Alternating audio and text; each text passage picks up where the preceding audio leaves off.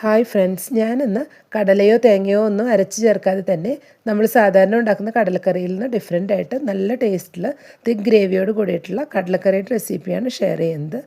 ഇത് അപ്പത്തിൻ്റെ കൂടെയും പുട്ടിൻ്റെ കൂടെയും ചപ്പാത്തിയുടെ കൂടെയും എല്ലാം കഴിക്കാൻ നല്ല ടേസ്റ്റാണ്. അപ്പോൾ അതെങ്ങനെയാണ് റെഡിയാക്കുന്നതെന്ന് നോക്കാം.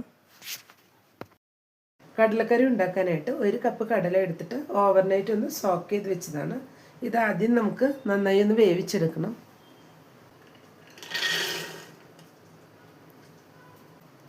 കടല ഇപ്പോൾ കുക്കറിലോട്ട് ഇട്ട് കൊടുത്തിട്ടുണ്ട്. ഇതിലോട്ട് 1/4 ടീസ്പൂൺ മഞ്ഞൾപ്പൊടി ആഡ് ചെയ്ത് കൊടുത്തിട്ടുണ്ട്. ആവശ്യത്തിനുള്ള ഉപ്പും കൂടെ ചേർത്ത് കൊടുക്കാം. 1.5 ഗ്ലാസ് വെള്ളവും കൂടെ ഒഴിച്ചു കൊടുക്കാം. എല്ലാം കൂടെ ഒന്ന് മിക്സ് ചെയ്ത് കൊടുത്തിട്ടുണ്ട്. ഇനി ഇത് നന്നായി തന്നെ ഒന്ന് വേവിച്ചെടുക്കാം. ഒരു 2 വിസിൽ ഹൈ ഫ്ലെയിമിലും 3 വിസിൽ ലോ ഫ്ലെയിമിലും വെച്ച് നന്നായി തന്നെ കടല ഒന്ന് വേവിച്ചെടുക്കണം. ഇപ്പോൾ ഒരു പാൻ വെച്ച് 3 ടേബിൾ സ്പൂൺ വെളിച്ചെണ്ണ ഒഴിച്ച് കൊടുത്തിട്ടുണ്ട്. ഇതിലോട്ട് സവാള ചേർത്ത് കൊടുക്കാം. ഇതിനെ നന്നായി തന്നെ ഒന്ന് ബ്രൗൺ കളറായി വരുന്നവരെ ഒന്ന് ഫ്രൈ ആക്കി എടുക്കണം. ഇപ്പോൾ സവാളയെല്ലാം ഒന്ന് ഫ്രൈ ആയി വരുന്നുണ്ട്. സവാള ഫ്രൈ ആക്കി എടുക്കുമ്പോൾ നമ്മളെപ്പോഴും നല്ല തിന്നായി തന്നെ കട്ട് ചെയ്ത് കൊടുക്കണം. അപ്പോഴാണ് ഇതുപോലെ പെട്ടെന്ന് തന്നെ ഫ്രൈ ആയി വരുന്നത്. ഇപ്പോൾ സവാളയെല്ലാം നന്നായി തന്നെ ഫ്രൈ ആയി വന്നിട്ടുണ്ട്. ഇനി ഇത് നമുക്കൊരു പ്ലേറ്റിലോട്ട് മാറ്റാം.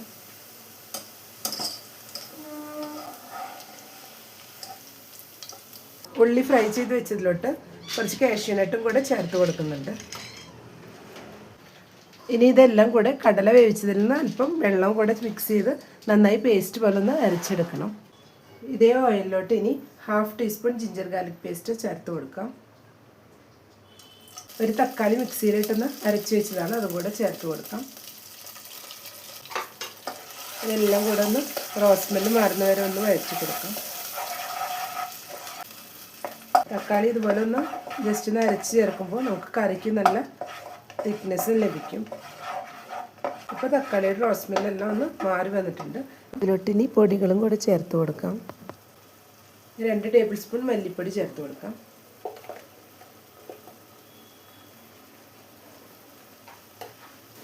2 table spoon Kashmiri chilli powder,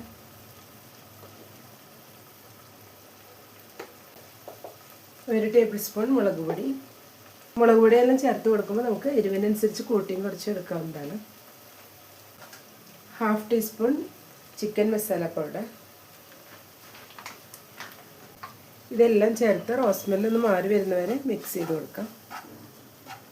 മഞ്ഞൾപ്പൊടി ഓൾറെഡി കടലയിൽ ചേർത്ത് കൊടുത്തിട്ടുള്ളതാണ്, അതുകൊണ്ട് ഇപ്പോൾ ഇതിൽ ചേർത്ത് കൊടുക്കേണ്ട ആവശ്യമില്ല. ഇതിലോട്ട് ഈ സമയം 2 പച്ചമുളക് കട്ട് ചെയ്ത് വെച്ചതും കുറച്ച് വേപ്പിലയും കൂടെ ചേർത്ത് കൊടുക്കാം.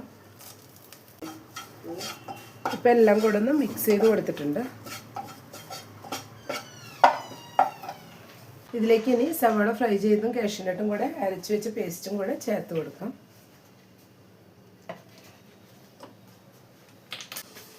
എല്ലാം കൂടെ ഒന്ന് മിക്സ് ചെയ്ത് കൊടുക്കാം.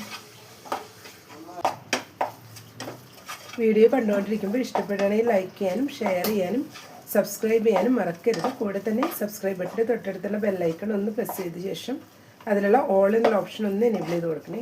അപ്പോഴാണ് ഞാനിടുന്ന പുതിയ വീഡിയോസ് എല്ലാം നോട്ടിഫിക്കേഷൻസ് ആയിട്ട് എല്ലാവർക്കും കറക്റ്റായി ലഭിക്കുന്നത്. ഇപ്പോൾ എല്ലാം കൂടെ ഒന്ന് മിക്സ് ചെയ്തെടുത്തിട്ടുണ്ട്. ഇനി ഇതിലോട്ട് നമ്മൾ വേവിച്ച് വെച്ച് കടല കൂടെ ചേർത്ത് കൊടുക്കാം. ഇനി എല്ലാം കൂടെ ഒന്ന് മിക്സ് ചെയ്ത് കൊടുക്കാം.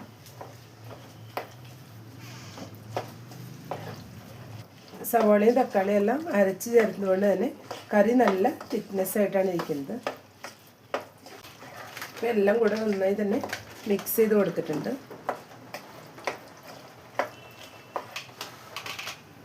ഇതിലോട്ട് ഞാനിപ്പോൾ ഒരു 1/2 കപ്പ് വെള്ളവും കൂടെ ഒഴിച്ചു കൊടുക്കുന്നുണ്ട്.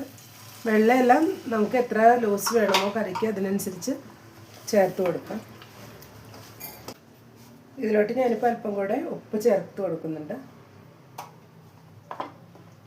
എല്ലാം കൂടെ ഒന്ന് മിക്സ് ചെയ്ത് കൊടുക്കാം. കാഷ്യൂം സവാളയും തക്കാളിയും എല്ലാം മിക്സിയിൽ അരച്ചു കൊടുത്ത് ചേർത്തുകൊണ്ട് കറി നല്ല തിക്നെസ്സോടെയാണ് ഇരിക്കുന്നത്.